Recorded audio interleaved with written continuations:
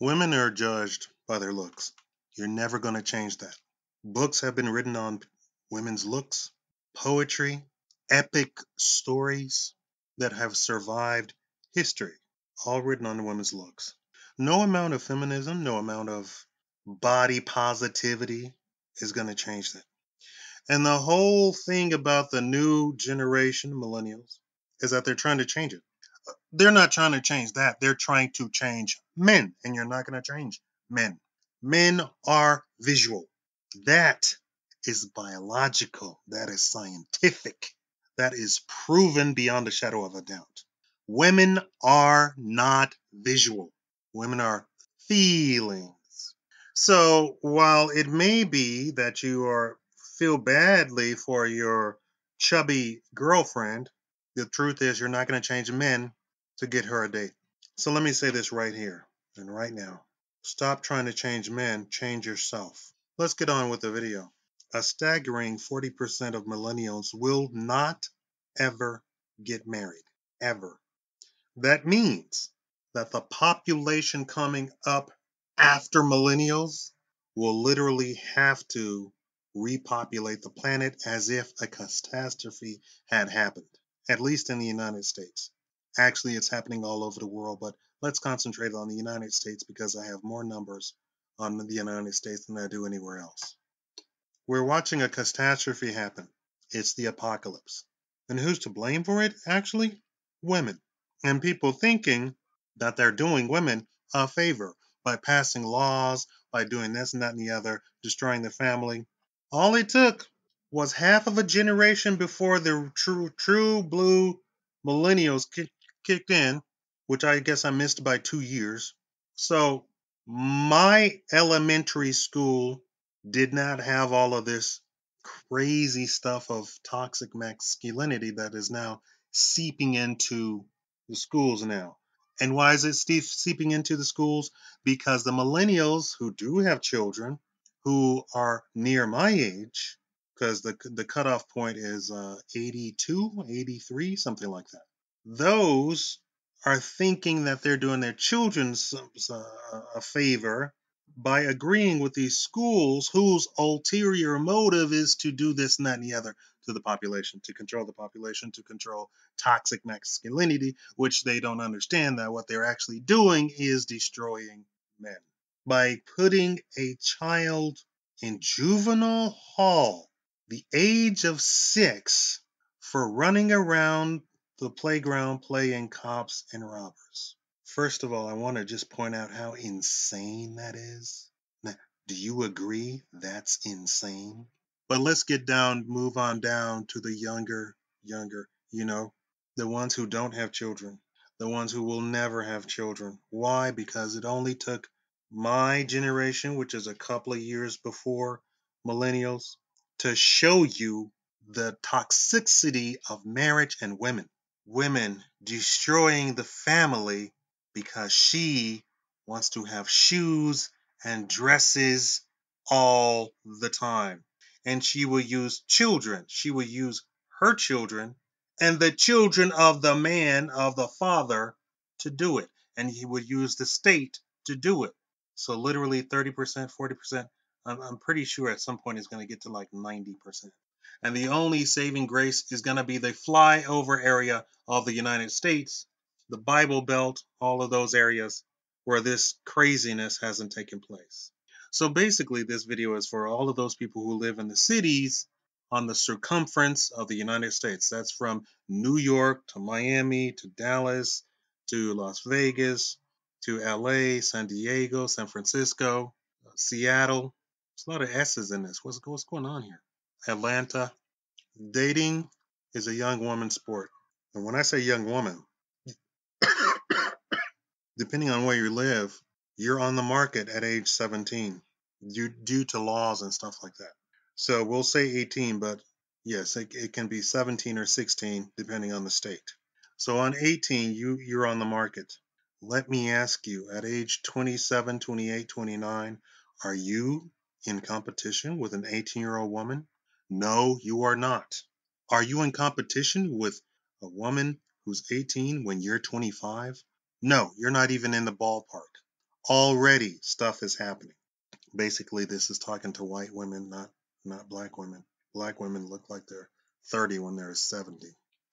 I'm not saying you can't go have fun when you're 18, but I'm telling you, if by 25 you haven't settled down, it's over. If you haven't settled down by 35, I would recommend you never get married and never have children, because then you start running the risk of your children coming out looking like Honey Boo Boo. And no amount of you being sympathizing for Honey Boo Boo and saying, oh, she's a cute kid. No, she's not. And shall I say, acting like Honey Boo Boo. Can you imagine if they dropped Honey Boo Boo off in your house and you had to take care of her? Can I get a show of hands of how many would be putting her up for adoption immediately? Dating and marrying is a young woman's thing.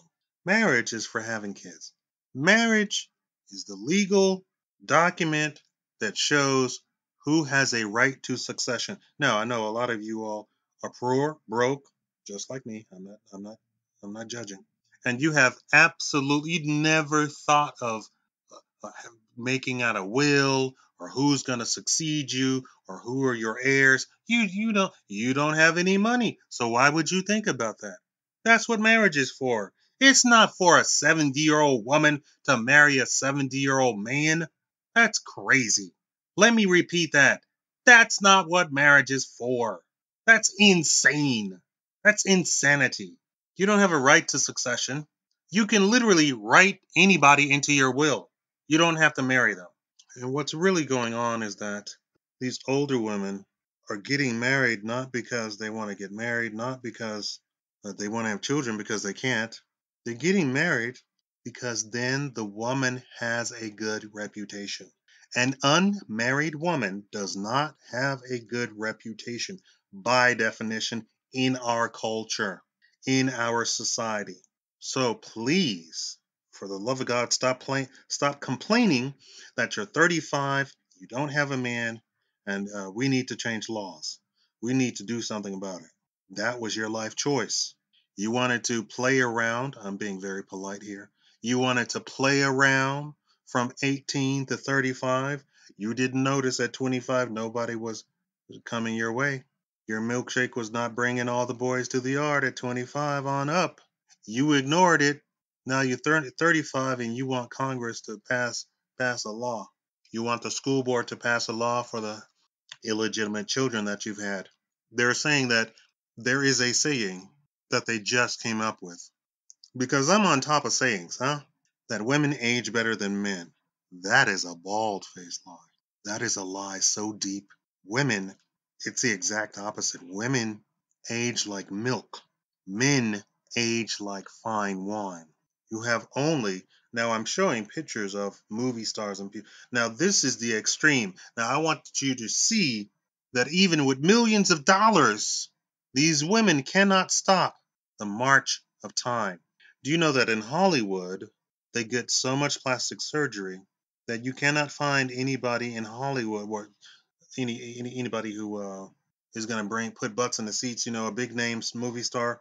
They can't find one that looks like a grandmother, and she's 60.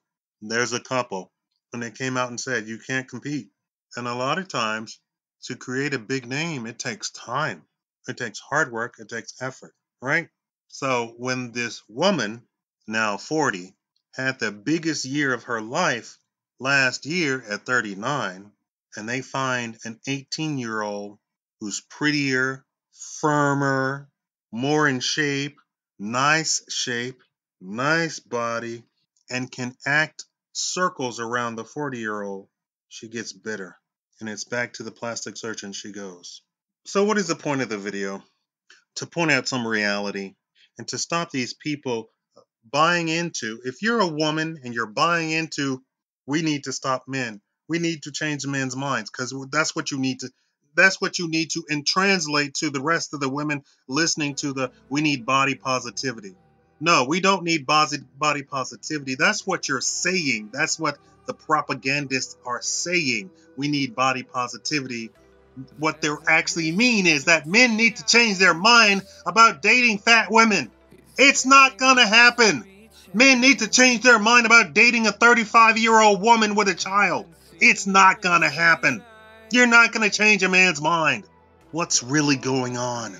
Women make horrible decisions. Women make terrible decisions. And we're living in an age where she made a terrible decision. She's gonna blame anybody, everybody. Let's start a movement. What in the tarnation? Let's start a movement? My people didn't start a movement. Oh, yes, they did, Shakaama. No, they didn't. My people did not start a movement. Go and read who started the movement. Go and read who was in control of the movement. Go and read who stopped the movement, who ended the movement. That goes for all of you. My dear friend, my opera teacher, my singing teacher, my voice coach, weighed 400 pounds. She was gone in days. When it hit, it hit. It was boom, boom, boom, boom, boom, boom. You're 400 pounds, complication. And she was out of here in days, back to back. When the complications started, it was over. Day 1, she couldn't move. Day 2, she was in a coma. Day 3, she was gone. You're not going to change the man's mind. I would recommend that you see doctors. I would recommend, if you're 35 and hopefully you don't have any kids, I would work out. I always said if I was a woman, I'd do it right. I would be rich. And I would look like the best bomb girl you've ever seen. And classy as the day is long. No art history, because that's what you want a woman to know.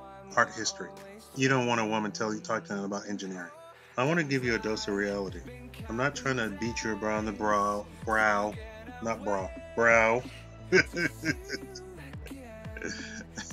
I want to give you a dose of reality, and I want you to be real with yourself. I want you to be real for your children that you've had illegitimately. Give the children what they need, not what you need. Don't use your children to get a pair of shoes. Disgusting. Thank you all for watching. Please like the video.